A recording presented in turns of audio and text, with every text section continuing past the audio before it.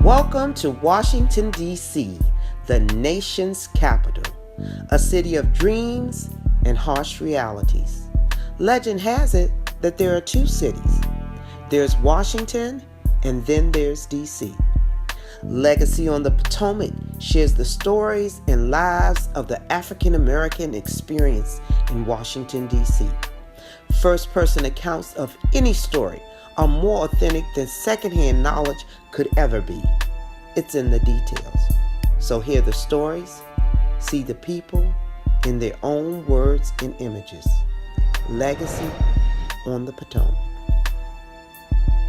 We must stand up and fight the good fight as we march today. For there are forces, there are people who want to take us back. We cannot go back. We come too far.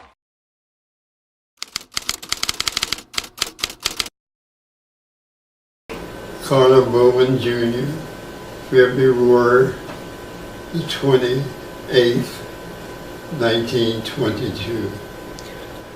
Born in Georgetown. I'm Osceola Beatrice Young Briscoe. I was born in Southwest Washington to Viola Eunice Rabnall Young and George Young. My name is Stephen Bruce Jefferson, Sr. I was born in Washington, D.C. at Columbia Hospital, and I was born on June 11, 1966. My name is Ronald William Jones. I was born December 31st, 1955. William Brockenberry, July the 2nd, 1943, in Gallinger Hospital. And I'm Teresa Brockenberry. William Brockenberry is my brother. I was also born in Washington, D.C. at D.C. General Hospital on July 6, 1953. Good family life. That's the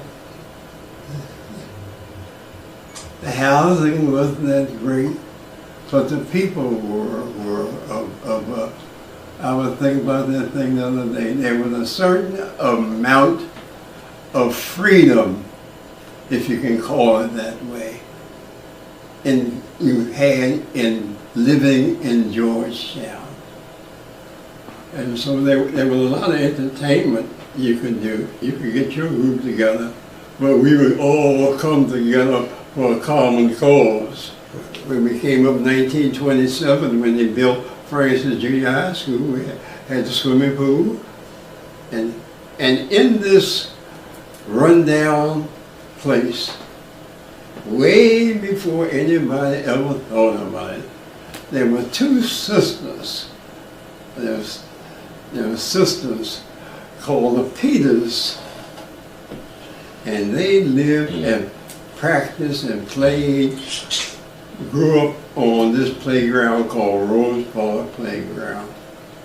Everybody played, anybody who played tennis played on this one little court, raggedy, rocks and everything else. And these two sisters could play and they could work together. People in the neighborhood would have to catch the bus to go to work.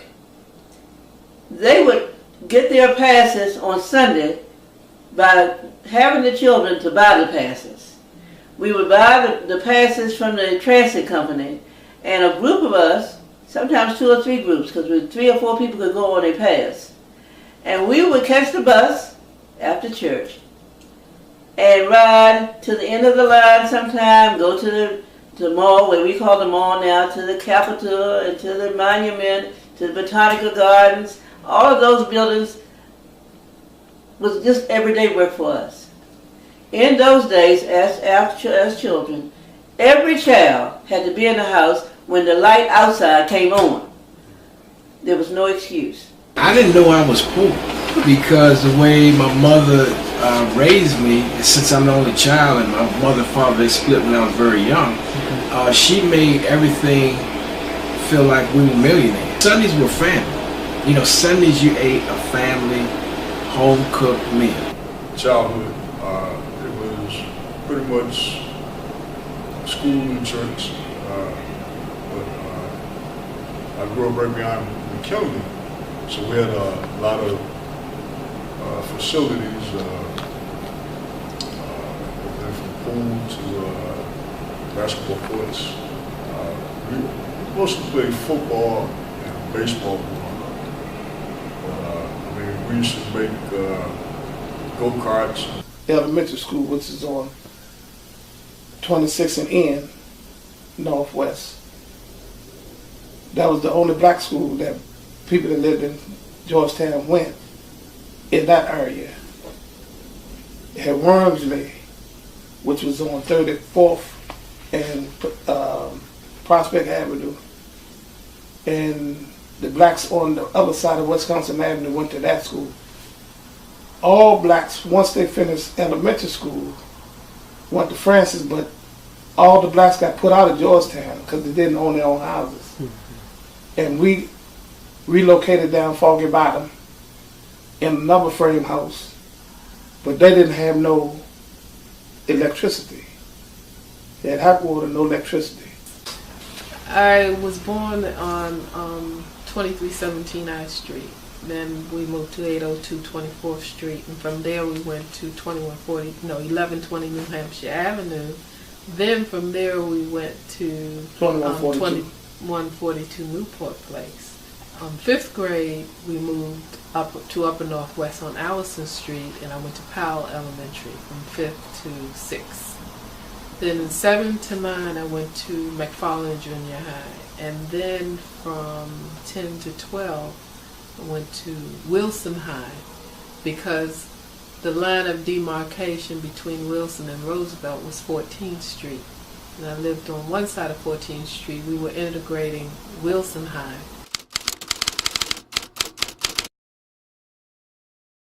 We learned a whole lot in those days.